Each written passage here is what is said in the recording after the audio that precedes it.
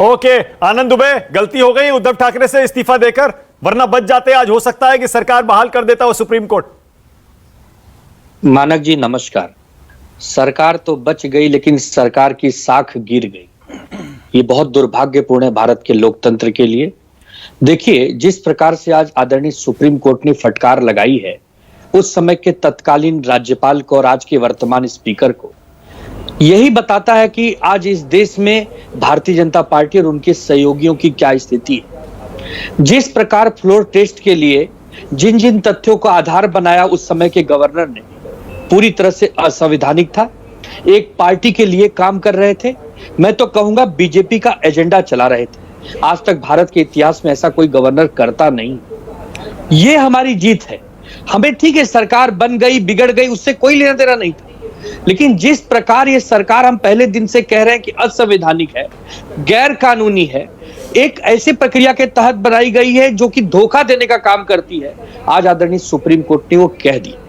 दूसरी बात, कुछ विधायक, एक मिनट मानक जी, मानक जी एक मिनट, दूसरी तरफ कुछ विधायक अपात्रता से बचने के लिए ये कह दें कि हम ही ओरिजिनल शिवसेना है, जबकि आपको अच्छे से पता है कि लेजिस्लेचर कोई अधिकार नहीं है, ये राजनीतिक पार्टी के नेता को अधिकार है। जब राजनीतिक पार्टी का नेता उद्धव ठाकरे जी पक्ष प्रमुख होने के नाते कह रहे हैं कि हमारा विहिप सुनील प्रभु जी है, तब स्पीकर कैसे कह सकते हैं कि भरत गोगावले है? अगर भरत गोगावले जो कि उनके नेता बने हुए इस समय सदन में, जो प्रतोद बने हुए हैं, व्हीप बने हुए हैं, अगर वही असंवैधानिक है, तब तो ये 16 लोग अपने आप अपात्र हो गए।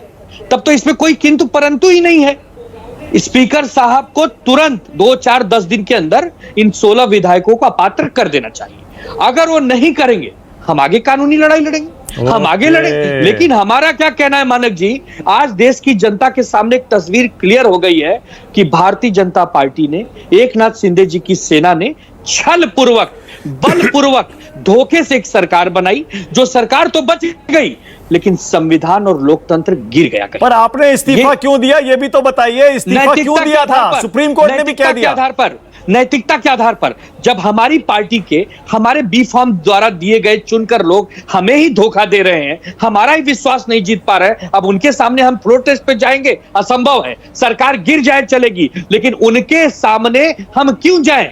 इस नैतिकता के आधार पर इस्तीफा नैतिकता के आधार पर नहीं दिया था। आनंद दुबे, मान लीजिए आपको दिख रहा था कि आंकड़े आपके पक्ष में नहीं है, आपने तो फ्लोर टेस्ट से ठीक पहले इस्तीफा दिया था, जब आपको लगा कि अगर फ्लोर टेस्ट लिया तो भी हार जाएंगे। मानक जी, यही नैतिकता है ना कि जिनको हमने टिकट दिया, जो हमारी पार्टी का झंडा लेकर चुन के आए, आज जो हमें आंख दिखा रहे हैं, हमारे सामने वाले दल में खड़े हैं, तो हमें कोई फ्लोर टेस्ट पे जाना ही नहीं। लेकिन अब तो चिड़िया चुग गई खेत। आनंद दुबे, इस्तीफा दिया, नई सरकार बन गई, उस पर कानूनी मोहर भी लग गई, और अब तो जो सुनिए आनंद दुबे, अब तो जब पॉलिटिकल पार्टी के पास सारी पावर है ना, सुप्रीम कोर्ट का डिसीजन, वो भी आपके लिए अच्छी खबर नहीं है, क्योंकि पॉलिटिकल पार्टी भी शिंदे ले गए।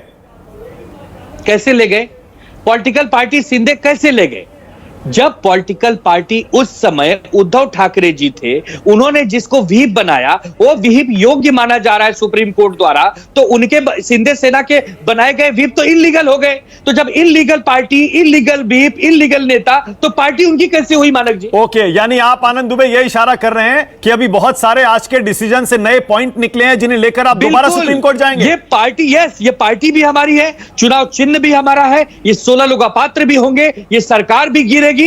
थोड़ा धीरज धरिए, हमारी कठिन परीक्षा चल रही है, बहुत कड़ी पढ़ाई पढ़ रहे हैं हम, लेकिन हम जीतेंगे जरूर। ओके, हौसला नहीं गिरेगा। ओके, अजय आलोक।